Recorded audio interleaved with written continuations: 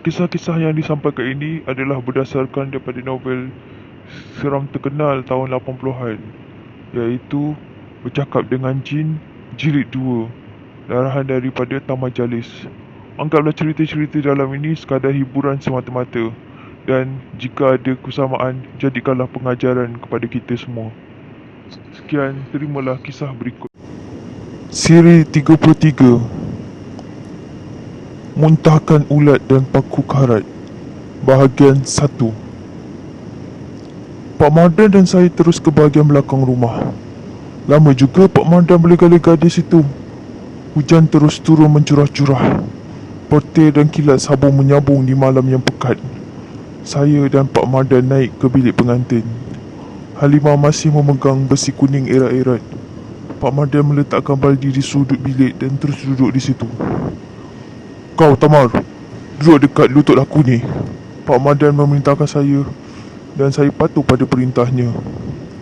Pak Mardan merenung ke muka Halimah yang sudah kelihatan cemas. Saya lihat mulut Pak Mardan bergerak-gerak. Saya tidak tahu apa yang dibahasanya.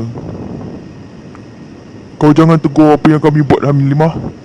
Aku tahu sebahagian dari anak rambut kamu sudah terkena tempias air hujan." Suara Pak Mardan parau. Matanya mula bersinar garam. Pak Mardan terus semadi di depan baldi plastik berwarna merah. Pada masa itu, Pak Mardan menumpukan seluruh perhatian pada ilmu yang dituntut dari gurunya. Saya lihat baldi dalam plastik merah bergerak macam air sedang mendidih. Di luar hujan terus mencurah-curah.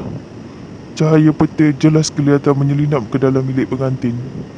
Kerana saya dapat petua sedikit daripada Datuk bagaimana mahu menumpukan seluruh panca indera pada alam lain, saya segera melakukannya. Memang saya terasa diri saya terpisah dari keadaan sekeliling. Saya berhadapan dengan satu alam yang sunyi dan tenang. Lebih kurang setengah jam kemudian, saya terdengar sayup-sayup bunyi berdesing. Makin lama, makin jelas bunyi itu seperti benda yang sedang terbang menuju ke arah bilik pengantin. Tidak lama kemudian terdengar bunyi ledakan yang cukup kuat di atas bumbung rumah. Bunyinya macam letupan meriam buluh. Serentak dengan keledakan itu, saya terdengar bunyi besi-besi kecil berlaga sesama sendiri. Saya juga terdengar bunyi logam berjatuhan dari tulang bumbung berhampiran dengan hujung kaki Halimah. Bila saya membuka mata, saya dapati Halimah tidak sedarkan diri. Di hujung kakinya terdapat berpuluh-puluh batang paku, kaca dan jarum karat berselerakkan. Pak Mardan segera menghampiri saya. "Kalaulah kita terlewat, Tamar, aku tak dapat bayangkan apa yang terjadi," ujar Pak Mardan pada saya sambil meraba pangkal kening sebelah kiri. Bunyi hujan luar mula berkurangan. Tiba-tiba terdengar bunyi letupan kecil betul-betul di hujung kepala lutut Pak Mardan. Saya lihat Pak Mardan rebah atas lantai. Mukanya segera bertukar menjadi kehitam-hitaman. Saya menggelabah. Paku dan besi buruk serta jarum karat bagaikan bergerak-gerak ke arah saya dan Pak Mardan. "Datuk! Tolong!" pekik saya dengan sekuat hati. Ketika itu saya rasa batang saya cukup panas. Bila menelak air liur terasa pedih. Punggung saya bagaikan berada di atas bara api. Dalam keadaan yang gawat itu, saya dapati Datuk sudah pun berdiri di ambang pintu. "Bertenang," kata Datuk lalu melemparkan kain hitam yang terselempang di dada ke atas lantai. Pak Mardan boleh bergerak dan duduk semula seperti asli. Leher saya tidak terasa panas lagi. Punggung saya kembali berada di atas papan lantai. "Kau saja selesaikan perkara ini, Mardan," kata Datuk. Pak Mardan anggukkan kepala. Datuk terus duduk bersila di tengah pintu. Halimah masih lagi terkapar di katil macam mayat, tetapi besi kuning masih berada dalam genggamannya. "Bantu saya kalau saya tewas," beritahu Pak Mardan kepada Datuk. "Aku akan bantuan yang patut. Allah bersama kita," balas Datuk. Pak Mardan menjamkan mata. Saya juga begitu. Tidak ada sesuatu yang aneh berlaku. Pak Mardan menampar paha kanan saya sekuat hati. "Begini saja. Kau dan aku sama-sama melihat air dalam baldi," bisik Pak Mardan sambil merenung ke wajah Datuk. dan Datuk bagaikan mengerti dengan apa yang dikatakan oleh Pak Madan kepada saya. Datuk anggukkan kepala kepada saya dengan maksud supaya saya mematuhi apa yang diperintahkan oleh Pak Madan. Saya pun merenung ke arah air di dalam baldi. Saya lihat air di dalam baldi bergerak macam air sedang mendidih, mengeluarkan asap tebal macam asap rokok, berlega-lega di permukaan baldi. Asap itu naik meninggi dan akhirnya terus hilang. Saya mula terhidu bau amis seperti bau darah seekor ayam yang baru disembelih. Kepala saya terasa pening, tapi saya masih lagi dapat mendengar bunyi hujan yang kian berkurangan di luar. Pandangan saya jadi berpinar-pinar. Dalam samar-samar itu, saya lihat bayangan seorang lelaki yang tidak saya kenali. Dalam keadaan saya terhayal itu, saya lihat Pak Madan menepuk air di dalam bilik. Kemudian Pak Madan menutup permukaan baldi dengan kain putih. Datuk melihat saja apa yang dilakukan oleh Pak Madan. Halimah mula bergerak dan melepaskan besi kuning yang digenggamnya. "Kau terlepas dari bahaya, Halimah," kata Pak Madan dan menyuruh Halimah beredar dari situ. Hujan berhenti terus. Orang ramai mula membetulkan kain-kain kemah yang jatuh di rempuk angin. Pancaragam dari Taiping diminta meneruskan permainannya kembali. Pak Madan terus menemui ayah Halimah dan minta meneruskan acara yang telah ditetapkan. Walaupun acara bersanding agak lewat diadakan pada masa yang ditetapkan, orang ramai tidak merasa kecewa, malah memuji pihak tuan rumah yang sanggup mengadakan majlis tersebut. Upacara bersanding berjalan dengan penuh kemeriahan. "Semuanya sudah selamat," kata Datuk pada Pak Madan yang ketawa kecil melihat pengantin perempuan dan lelaki di atas pelamin.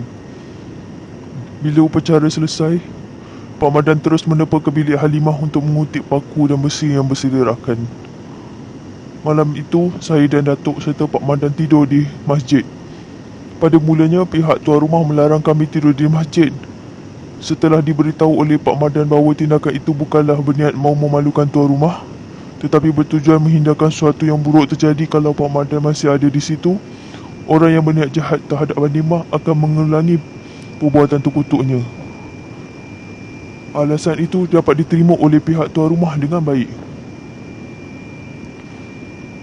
Banyak perkara yang ditanya oleh Datuk kepada Pak Madan berhubung dengan ilmu menahan hujan. Saya lihat Datuk cukup berminat belajar sesuatu dari Pak Madan. Rasa meluat mula datang dalam hati saya melihat sikap Datuk itu. Apa perlunya Datuk mencari ilmu lagi? Apakah dia tidak terfikir usianya sudah lanjut? Apakah ilmu yang ada tidak mencukupi? Tanya saya dalam hati sambil menyandarkan badan pada tiang seri masjid. "Saya bukan apa-apa. Sekadar mahu tahu saja. Bukankah belajar dan menambah ilmu pengetahuan itu memang dituntut oleh agama Islam?" Saya terdengar suara Datuk agak meninggi. "Memang," sahut Pak Madan. "Saya teringat tentang surah Ar-Rahman ayat 33 yang bermaksud lebih kurang begini. Wahai para jin dan manusia, kalau kamu sanggup menembus sempadan langit dan bumi, maka tembuslah. Kau tak akan sanggup melintasi melainkan dengan kekuatan," ujar Datuk dengan tenang. Pak Madan tersenyum seraya berkata, "Maksud kekuatan dari ayat itu adalah ilmu pengetahuan." "Betul, tepat sekali cakap awak tu," sahut Datuk. Kedua-duanya saling tepuk-menepuk antara satu sama lain.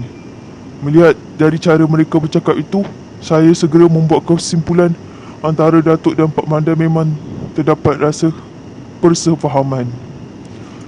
Tetapi secara tidak langsung, antara mereka masih sama-sama tahu. Dan Datuk masih meneruskan sikapnya itu, Pak Madan tidak begitu mudah untuk melahirkan sesuatu yang dia tahu pada Datuk. Suasana di luar masjid cukup gelap. Suara cengkerik dan katak bersahut-sahutan. Saya merasa kedinginan dan kelopak mata mula agak berat. 2-3 kali saya menguap panjang. Barangkali Datuk mula sedar bahawa Pak Madan tergolong dengan orang yang agak sombong dan membangga diri, yang mengakui dirinya tidak begitu pandai tentang hal-hal dunia. "Saya ni baru sangat dalam hal ni. Ilmu dunia tidak sebanyak mana. Ilmu akhirat lagi kurang. Saya masih belajar." Begitu lemah nada suara Datuk. Ekor matanya menjeling ke arah saya yang dalam kesinaran lampu gasolin yang sekejap terang dan sekejap gelap. Mendengar kata-kata Datuk itu, Pak Madan termenung panjang. Dia kerutkan sesuatu, seperti memikirkan sesuatu. Saya tidak ada kuasa menahan hujan, katanya lemah. Jadi, apa yang awak buat? Sanggah Datuk. Awak ni macam tak tahu pula. Bukankah Allah berkuasa ke atas segala-galanya? Saya mohon doa pada Allah minta hujan jangan turun di suatu kawasan. Lagi, apa yang awak buat? Mengamalkan beberapa petua dari nenek moyang, itu saja. Setakat ini permohonan saya diberkati. Itu saja yang saya buat. Datuk anggukkan kepala mendengar keterangan dari Pak Madan. Tapi Datuk merasakan Pak Madan menyembunyikan sesuatu darinya. Kerana itu Datuk agak keberatan bila Pak Madan menyuruh dia baring di atas lantai masjid. Datuk terus melawan cakap sehingga Pak Madan beritahu Datuk yang dia memang menuntut ilmu menahan hujan dari seorang bomoh hujan yang berasal dari selatan Siam, iaitu di negeri Patani. 3 tahun aku tinggal di sana. Pak Madan memberi keterangannya pada Datuk. Menurut Pak Madan, ayahnya dulu salah seorang pendekar yang terkenal di Perak, berjaya memotong leher pihak lawan dalam perang larut. Ayahnya telah diberikan 50 ekar tanah sawah oleh Sultan Perak masa itu sebagai mengenangkan jasanya. Tanah itu dikecualikan dari sebarang cukai. Bila tanah itu bertukar kepada dirinya, Pak Madan menjualkan tanah itu kepada seorang jutawan Melayu dari Kuala Kangsar. Hasil dari jualan tanah itu, Pak Madan membeli tanah lain di kampung kota. Saya tidak tahu bagaimana Datuk sanggup memujuk Pak Madan sehingga Datuk dapat memberikan beberapa petua amalan yang mesti dilakukan untuk menahan hujan. Pak Madan juga memberitahu Datuk yang dirinya ada menyimpan ilmu melompat yang dituntut dari arwah ayahnya dulu. Ilmu itu dinamakan lompat sekayu kain. Masa perang larut dulu, ilmu itu telah digunakan oleh ayah saya bagi menewaskan pihak lawan. Pak Madan tersenyum bangga menceritakan tentang kepewiraan ayahnya. Datuk mengurut-ngurut dada, kemudian dia tersenyum sinis. Pak Madan kurang senang dengan sikap Datuk itu, lalu dia menentang biji mata Datuk lama-lama. Datuk juga berbuat demikian. Dari pergerakan dan kedipan mata Pak Madan, Datuk dapat membaca pembawa atau peribadi Pak Madan. Datuk tahu Pak Madan orangnya pantang dicabar. Kesempatan itu Datuk gunakan untuk menguji kebenaran kata-kata Pak Madan. Aku tak yakin kau ada ilmu melompat kayu kain. Amat lantang suara Datuk. Tiba-tiba saja Pak Madan bangun. Dia beliakkan mata ke arah Datuk. Awak mahu saya buktikan? Itulah yang sebaiknya. Mari keluar. Pak Madan keluar dari masjid. Datuk pun begitu. Saya jadi serba salah.